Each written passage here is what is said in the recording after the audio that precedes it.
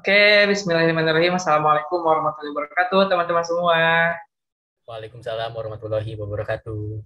Oke, selamat sore Ana dan Rial. Kita bertemu lagi nih secara online ya tentunya. Dan tak lain dan tak bukan kita akan membahas sesuatu hal yang menarik dalam satu semester kemarin terkait statistika tentunya. Tapi sebelum itu kita boleh perkenalan dulu kali ya kepada yang nonton-nonton ini. Oke, perkenalkan aku Muhammad Tahudin, NPM 010, aku dari Administrasi Publik kelas B angkatan 2011. Oke, boleh lanjut ke Rial. Halo, perkenalkan nama saya Syariel Rahman, NPM 034 dari Administrasi Publik, kelas B, 2019. Oke, lanjut ke Ana. Ya, halo semuanya. Perkenalkan nama aku Anastasia Salehanunan, NPM 44 dari Administrasi Publik kelas B juga. Sama-sama angkatan 19. Halo semua. Oke, mantap. Nah, tentunya di video ini, kali ini kita akan sharing-sharing nih teman-teman terkait statistika juga. Dan mungkin sebagai awalan, boleh banget nih aku mau nanya ke Ana terkait statistika, mungkin menurut Ana itu seperti apa sih, Nak? Oke, Mika. Jadi statistika itu menurut aku sebuah ilmu yang bisa membantu kita dalam menentukan sebuah keputusan. Nah, nanti kalau misalnya kita dihadapkan dengan suatu keputusan gitu, kayak apa yang baik dan apa yang tidak, kita kan butuh pertimbangan dan butuh data. Nah, di sini peran statistika yang memberikan kita informasi tentang data dan kepastian dari keputusan kita itu sudah benar atau belum, sudah baik atau sudah tepat atau belum. Nah, statistika sendiri itu memiliki arti sebagai kumpulan data baik bilangan maupun non bilangan yang menggambarkan suatu permasalahan ataupun fenomena kayak gitu. Nah, statistika ini bisa disebut juga sebagai nilai ataupun angka yang diperoleh dari nilai atau unit-unit yang ada ataupun sampel kayak gitu. Nah, ada satu ahli nih di tahun 2002, dia menyebutkan bahwa statistika itu adalah ilmu pengetahuan yang terkait dengan teknik ataupun metodologi dalam mengumpulkan data, mengolah data, menyajikan data, menganalisis, dan menarik kesimpulan dari analisis yang kita lakukan terhadap data yang sudah kita kumpulkan itu. Oke, mantap sekali Ana. Dan mungkin aku akan menaik kesimpulan sedikit mungkin ya. Jadi statistika itu sebuah cabang ilmu yang mempelajari tentang bagaimana kita mengumpulkan, menganalisis, dan interpretasikan data kayak gitu.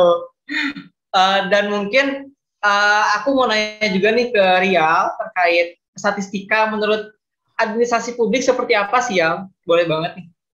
Oke, Miftah. Menurut aku ini statistika itu dapat digunakan sebagai kita mahasiswa administrasi publik sebagai bekal kita untuk dapat mengelola negara ini jauh lebih baik lagi. Contohnya di dalam statistika itu kan ada yang materi tentang sensus. Nah, sensus ini dapat digunakan sebagai basis pembuatan kebijakan oleh pemerintah agar kebijakan itu dapat tepat sasaran dan lebih baik ke depannya.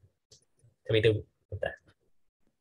Oke, siap. Setuju banget nih. Dan sedikit ya, jadi statistika itu memang sangat bermanfaat ya bagi kehidupan kita dalam segala bidang, gitu, baik ekonomi, sosial, sains, pertanian, bahkan ilmu yang kita sedang dalami sekarang pun kebijakan publik, administrasi publik sangat berkaitan dengan statistika. Nah, selain itu juga aku mau tanya-tanya juga nih pesan dan kesan teman-teman selama belajar statistika dalam satu semester kemarin. Boleh banget mulai dari Ana, boleh Nah? Iya, belajar statistika kemarin itu di semester 5 ya kita dapat mata kuliah statistika. Awalnya ragu dan ya cukup takut ya karena akan berhadapan dengan angka gitu. Seperti kita ketahui kan statistika identiknya dengan angka. Cuma bareng Pak Tata ini ternyata statistika nggak semenakutkan itu karena belajarnya pun menarik dengan video-video yang banyak dan Pak Tatanya juga yang interaktif gitu. Pak Tata tuh bisa banget menjawab semua pertanyaan kita dan juga nggak nggak sungkan untuk menjelaskan ulang kembali kalau misalnya kita belum paham. Jadi yang tadinya menakutkan sesuai dengan tagar yang Pak Tata buat ya statistika itu mudah, ternyata setelah dipelajari pun alhamdulillah ya mudah karena ada penjelasan yang komprehensif dari Pak Tatanya itu sendiri gitu. Jadi belajar statistika kemarin itu cukup menarik, enjoy dan memorable banget sih pengalamannya. Seru. Oke, mantap anak, setuju banget nih. Nah, sekarang aku mau dengar dari Rial nih ya, pesan dan kesan Rial.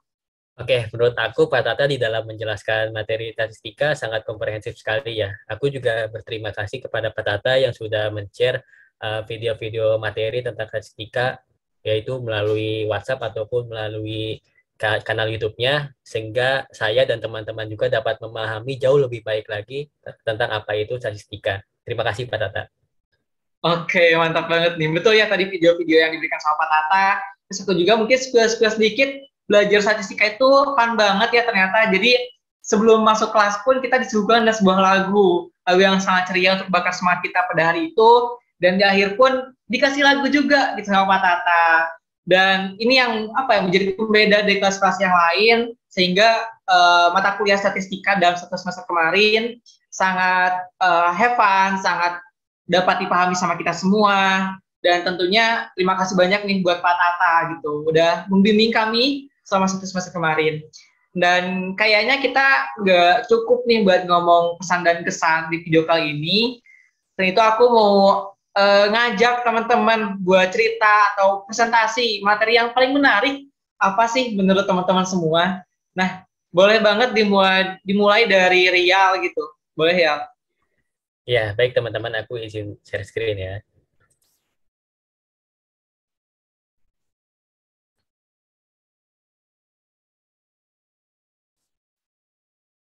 Oke, teman-teman, ada beberapa materi yang sangat berkesan sekali mengenai statistika, yaitu mengenai data. Nah, data ini merupakan tingkatan atau derajat nilai dari sebuah bilangan yang merupakan hasil pengukuran karakteristik dari suatu objek atau kejadian dari unit observasi yang teliti dengan menggunakan aturan tertentu.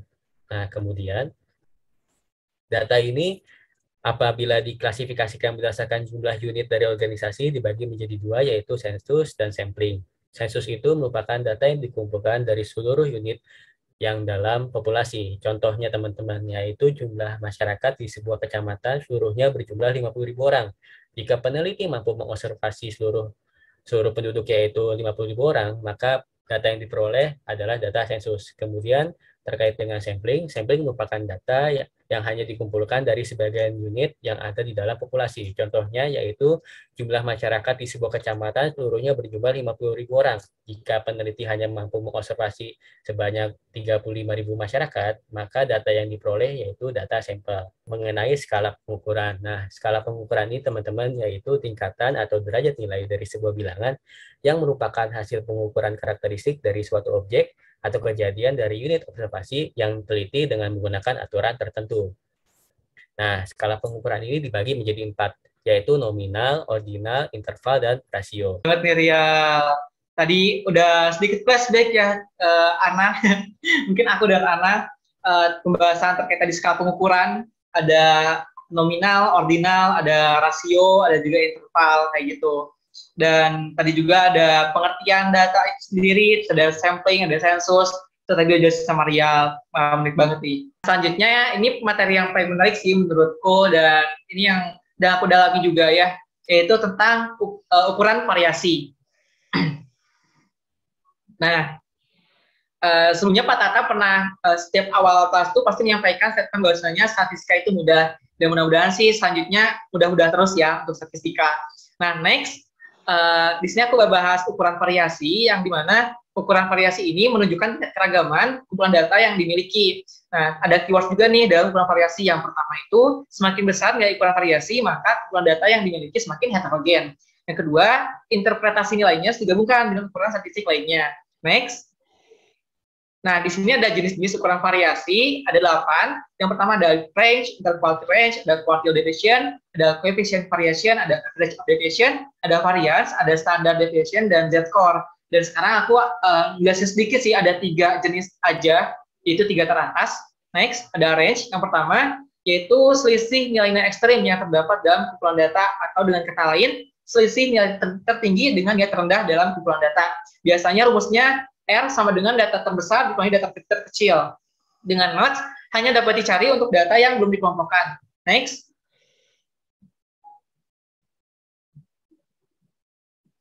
Nah, ini contoh range, yang dimana ini kumpulan data sederhana, ada 5 data, yang dimana kita harus diurutkan terlebih dahulu, teman-teman. X1-nya berapa, X2-nya berapa, sampai X5. Sehingga nanti kita bisa menemukan range, yaitu X5 dikurangi X1 sama dengan 40. Next. Nah, ini yang kedua ada interquartile range yang dimana adalah selisih antara kuartil atas dengan kuartil bawah. Dapat dilihat rumusnya IQR sama dengan K3 dikali K1.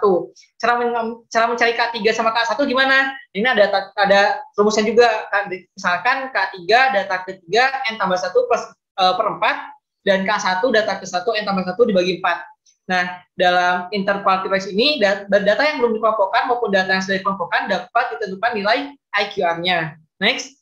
Ini contohnya teman-teman bisa cek juga di YouTube-nya Pak Tata, bisa mencari referensi lain juga. Ini contoh sederhana yang saya ambil terkait interquartile range. Next, nah, ini ada quartile deviation yang dimana quartile deviation ini setengah dari nilai selisih antara kuartil atas dan kuartil bawah.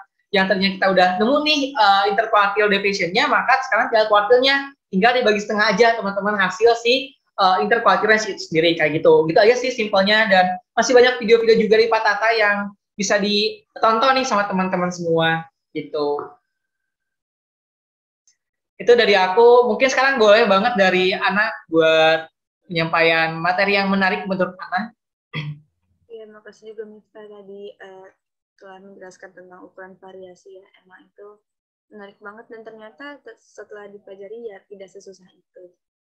Mungkin giliran aku ya untuk apa sih materi yang menarik untuk aku gitu. Nah, untuk aku sendiri tuh suka banget untuk mempelajari ini ukuran perbandingan ataupun indeks. Nah, kenapa aku suka? Karena ternyata setelah dipelajari tuh indeks ini bermanfaat banget, nggak cuma buat di ekonomi, tapi secara umum bisa di perbankan, bahkan di pemerintahan juga berguna banget untuk membantu pemerintah dalam menentukan kebijakan, arah kebijakan seperti itu. Jadi ibaratnya apa yang sudah dilalui kebijakannya itu bisa direview kembali dan dicari apa kesalahannya dan bagaimana perkembangannya, seperti itu sih. Jadi benar-benar bermanfaat banget indeks ini untuk menentukan nominal ataupun angkanya, angka perkembangannya gitu. Nah, untuk pengertiannya sendiri, ukuran perbandingan itu disebut juga dengan angka indeks. Nah, angka indeks ini adalah konsep yang dapat memberikan gambaran tentang perubahan-perubahan variabel dari suatu periode ke periode berikutnya. Tadi seperti yang aku bilang, kalau misalnya dalam menentukan kebijakan kan butuh perbandingan. Dia